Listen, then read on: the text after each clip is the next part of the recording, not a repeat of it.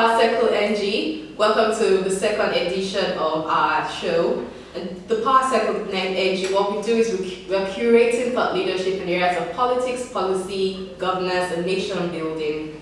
And today we're talking about a topic, a bill that affects literally you if you're watching. But if you're watching, you're using the internet to watch this right now, so it affects you. It affects really virtually everyone. It affects everyone really. And today I have with me on the conversation Rose the KK, there's Afifa, Afifa, Miwa, Olorunfemi, and Indicatu. And my name is Simi. Yeah, so as I said, we're talking about something that affects you and I, that affects everyone, young people, everyone that uses the internet basically, and it's the Digital Rights and Freedom Bill. As of now, the bill has been rejected by President Buhari. He declined to assent to the bill for some reasons. So we're going to go into that. But first, we're just going to talk about what the bill means to you, what the bill means to me, what the bill means to Nigeria, what it means to the common man on the street. And so I just want to hear from you ladies, what does this bill mean to you? What does it mean to you as a person in the work you do in your community, for women, for the person, the regular person on the street? Well, thank you. As a journalist, I think the bill is very important because our main medium communicating with the members of the nation is through the internet, through social media, the internet, basically everything. So if we don't have the freedom to say what we need to say to the public, then what's the point of actually communicating with people? What's the point of getting our points across? How do we do it when everything is so regulated? So basically we would end up probably lying or saying what the government wants us to say instead of what we need to say, what the truth is actually. So it kind of hinders on truth, integrity in the nation. Without freedom of speech, freedom of digital privacy, there is no nation actually. So That's true. I like that part. Without freedom of there's no country. Afifa? Yes, as a social civil society worker, I think this bill needs to be discussed. It's not only to the president to decide. So it's a good thing that we have to challenge this decision, because digital rights now actually is not only related to governments. It's related to entrepreneurship for young people. It's related to journalism, freedom of speech. It's related to politics also. So for me, the bill even has to be renamed. Like, we have to start to talk about the basics, the access to internet. And in countries like Nigeria, internet is still so expensive that young people cannot even afford to have it. So to pay for MiFi is like 16,000. So it's about 60 US dollar. So it's very expensive. We are a developing country, and in a developing country we can't, if we want to help our young people to be entrepreneurs, to be independent, we have to allow them to take back their freedom. And digital right, for me, it started with this. yeah. Okay, so yeah, as well, like everybody else has said, I totally feel like it's really important. I feel like everybody deserves, privacy of data. They're talking about, being able to say what you want to say, when you want to say it, and to the people that you want to say it without fear of favor. But I mean, I'm more concerned about my personal information, who gets it. This is my address, this is, my personal details. So if it's just out there, organizations have access to it, the government has access to it, then they can pick me up whenever they want. So I feel like, regardless of, maybe the government thinking, or maybe we're giving people too much freedom. I mean, I don't think this is something that people deserve, as far as I'm concerned. Having your own personal details kept to you, your data. So if there's no data control, if there's no law regulating data, then really nobody's safe, as far as I'm concerned. So it's more of a safety thing for me when it comes to the data aspect, as well as even when it comes to being able to speak your mind, freedom of information, freedom of speech. So yeah, basically I feel like it's one of the best bills ever. in recent times, especially considering how the world has become a global village and social media is literally like where everybody lives, quote unquote, these days. So yeah, absolutely it should be passed. Okay, as a young politician, opposition most of the time for now, and an activist too, the absence of this puts us through a lot. Right now, I remember, well, I don't want to put anything on anyone, but I remember at some point my friends having to do, we can't really talk on this medium because we don't know who is listening. Can I send a text? Can you please delete it? Can you make sure it's not going to iCloud? In more recent examples, a friend of mine just got arrested still in Kefas. And as soon as he was taken, his footprints from all social media, we can't find, we don't know what's happening, we don't know if it has been broken into, if they have access to this, what laws permit them to have access to this. And so that leaves the rest of us in danger of this kind of thing. You just never know who is watching you and why the absence of this bill makes it very possible for you to be watched. It's also troubling, given the fact that the major battleground for activism has shifted. Online is the place now. People can raise voices, and so the war has now been brought here. It has been brought to young people, to my generation, to look for ways to stifle our voices. And keep in mind that the main thing we have over our parents before us is we have the freedom of not being docile. Yes. Like when we say our parents are docile, it's not an insult, it's the situation they found themselves. They didn't have mediums to express. Very few people were covered by media. We have all of that freedom, and then we have people actively trying to take that freedom away from us. This is how I became a leader in this country. This is it for me. And we're trying to use this freedom. And look at the several ways. Remember that there was a bill passed directly at, this is to protect us, and they're refusing to pass it. But there was one, it wasn't passed, there was a bill that was forwarded, the social media bill, to directly attack us and our mediums and our ability to, project ourselves and our ideas. And that's a major problem for me. Not when the world is moving further toward freedom, are we deciding that no, we want to keep regressing. But I like everything everyone has said, and it's so right, because and you said actively, and it's true, it's actively trying to take away the little power, the little agency that we have. I mean, we were all here when some governors hired some foreign companies to come get into people's data, get access. I mean, it's common. I'm not going to mention it, but it's common news. It was in the last election, not this, the election, the 2015 election. So where that happened, and this is one of the things this law is supposed to protect us from, and we're still here asking for it to be passed. And there's also, you talked about KEFAS now. So what happens to anonymity? What happens to whistleblowers? So now nobody will ever want to root out corruption or want to be the one to say something's happening, because there's no protection. I'm not going to say something's happening here if I know that something will cut off my head in the middle of the night. There's no protection. So where's the protection for whistleblowers? So how are we going to root out corruption if I try to say something, they will find where I am and come at me?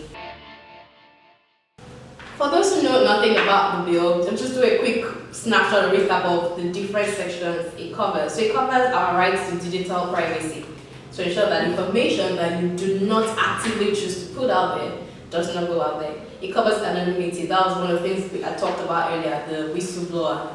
It talks about your data and information privacy. It talks about data in the cloud. It talks about metadata, data ownership, phishing. A lot of us have been, or you've either gotten one funny email telling you to come and that you've won something. We've had that. There's surveillance and lawful interception. We all know that if there's any biggest culprit of that, is the government.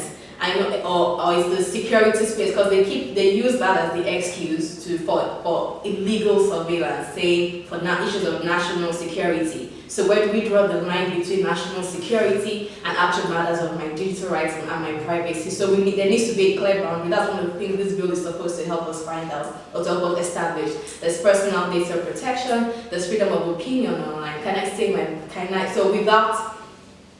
what I think online without fear of being kicked up? and it also delineates it makes room for the gap between that and hate speech. So we're not saying go say anything. The bill actually covers, it makes allowance for that. So there's no hate speech involved here. There's freedom of expression online, freedom of information online, freedom of assembly and association. Who do I want to choose to be identified with online? Or an online group, for example, so this bill covers this conversation we're having here, this talk about what we're trying to project, covers it as well. It covers rights to education online and e-governance. So you can just go read up more on that so you know exactly what you stand to benefit by this bill getting passed. And so like I said, right now the bill has passed the two houses, it was sent to the president, and it was sent back to us. And what he said, he gave two reasons. One was that the bill covered too many technical grounds, which is basically all these things that I've just listed, and he didn't elaborate, didn't give enough information on those technical areas. But what I find amazing is that he did not specify. So I would have expected, I would say, okay, the section that talks about metadata, is too technical and there was no explanation, but there was nothing like that. And then the second reason he gave was that there are other bills in the House right now, or in the chambers right now, that cover some of the things this bill covers. So we're talking about laws that are still in the pipeline, that have never gotten to his desk. And so because of those things that do not exist formally yet, he refused to assent to this. So what do we have to say to that? I totally feel, if you feel like it has too many technicalities, so how are you going about it? You're not saying it doesn't make sense, because everybody knows that it makes sense. So if you're saying, oh, it doesn't make sense, so I'm not going to sign it, it doesn't directly affect freedom of citizens or protect the rights of citizens in any way, then that's something. But saying it covers too many technical grounds, and you're not saying, okay, so let's repeat off some of the ones we think are not necessary for now and focus on maybe fewer technical grounds, quote unquote, that you feel like you can pull through it, then that makes sense to me. I feel like you said, you're just actively trying to trample on rights of people, trying to pick up people when they feel like it, when they feel like, oh, you're saying something that doesn't necessarily sound pleasing to my ears, then you're going to go down for it. Like, it doesn't matter if you're saying something that makes sense, as long as you're not on my side, or as long as you're not saying what I want to hear.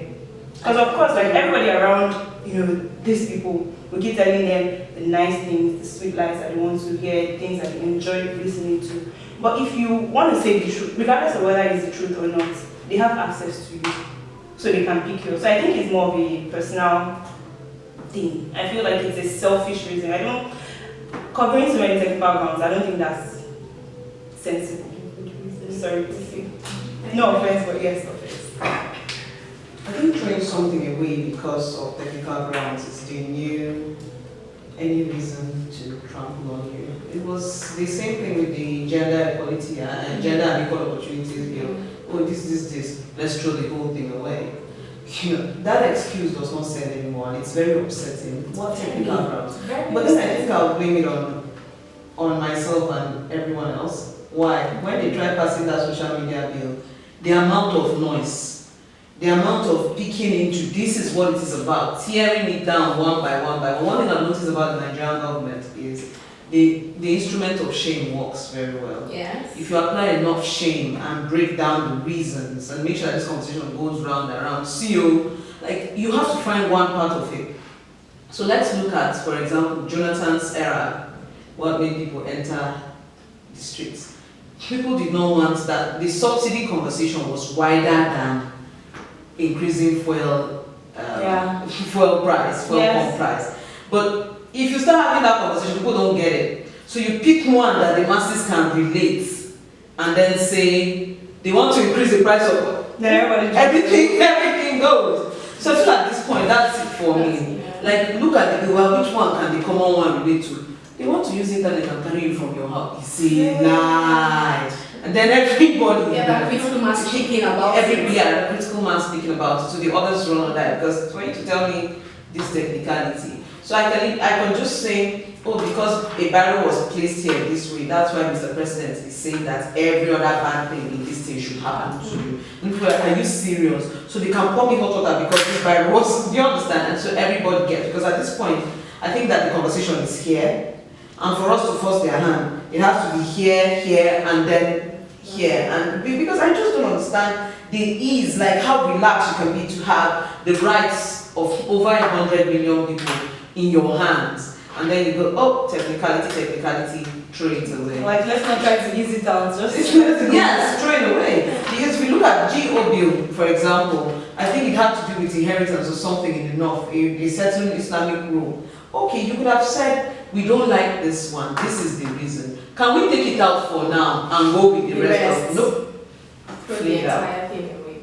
So now I'd like to get this to talking international influence, how this affects other countries. So we've had internet shutdowns, we've had shutdowns of different services. Like 2-3 years ago, there was internet. Oh, anyway, it happens it happens repeatedly. There's Cameroon, there was Zimbabwe, there was Togo, there's all of that. And Nigeria will be the first country in Africa to pass a bill like this, and the second in the world, with Brazil being the first. Brazil passed a bill like that. But so what does this? So I was sort of scared. The fact that Nigeria, who's supposed to be a leader in Africa, has decided not to go forward with this bill. What does that say for other countries? And I'd like to hear from Afifa here, because you're Togolese, and you maybe this is something you've experienced or that or you've experienced in your country or other places. So what does, because sometimes we just feel like this thing is just about us. I mean, you don't understand how our actions affect other countries. So because the president has refused to sign this bill into law, we think it affects just Nigeria, but that's not true. So it's like on international scope, how does the state in the bill is in right now, how does it affect other countries? I think this kind of conversation are very good because at least Nigeria is thinking about a bill, is planning something, and even if the government is not going through the same road, it's a very good example that you're giving. In total, 2 years ago, the government just decided to shut down internet for a week, 5 days, but almost a week, and there was no internet. Yeah, a month ago in the New Republic, it was the same, like a whole day because of the election. Wow. They did that. Actually, in Chad, it's been a year since the social media are not working. Chad? Yeah. Next A whole year. A whole year. And it's actually, it's something that, it's a power. It is. It's a power. As a journalist, you can, freedom of speech is everything. If young people don't have access to, okay, if some military guy are beating up some people outside, if you don't have the right to film and to show it to the world, nobody cares about it. Exactly. So if the governments just feel like they have the right to take this power and use it, it could be something very huge against the people. Even though unless something happened, as Andy was saying, no one is really conscious of this power. People just think, oh, we can have an internet, we can go on social media, until something real happens. Yeah. So everybody they can do that. So basically, this enables corruption. It does, exactly. That's high point. Yeah. And I just fear for what's going to happen to the rest of Africa. So this bill will have sort of cautioned other countries like, oh, Nigeria citizens have woken up to this. Maybe the influence will spread to other countries. But now that they can see that, it looks like, Nigerian citizens are not working. I mean, it's like carry on. I don't know. They'll be like, okay, we can keep shutting down and these things. So now I'm like, and something else, when you analyze it, all the countries having this digital rights issue, the presidents are there for like more than 15 years, 30 years, and always there is problem of president who doesn't want to leave. Yes. How many years for Togo now? 15, right? I think that the mistake Nigeria makes is thinking that we're not that country. Like we feel like our military past is in another century and it's not going to happen and all of that. But that's like, our democracy is actually still very nascent and shaky. And then there are some things you hear in the public space that like, this person can decide to do 15 years or and like play, it will actually happen. I think that we adjust ourselves to, if I can't tell, that's why I said we need to pick out something from inside here that will cause a frenzy frenzy most likely will get you the solution you're looking for. If not, people are inherently selfish. As a Nigerian, I can't tell who is more selfish than you hear. Like, enter the streets of Abuja now. Enter the streets of Abuja till recently when there was a crackdown on the social life of middle class children in Abuja. You talk to them about certain things. I beg this your politics. So it's the same way. Maybe I look inside my WhatsApp now. Wait till they want to see, they will get it. Like, what's my business? So it's been an interesting conversation so far, but we have just a few minutes. So I just want to hear concluding thoughts from everyone. I mean, what kind of things you want to say about the bill itself, to the president, to the chambers, to the person on the street. So please go ahead, Rose. Okay, well, since the president is so bent on curbing corruption, I think that his rejection of this bill is actually kind of hypocritical, because why would you prevent something that could curb corruption and allow human rights to be infringed upon?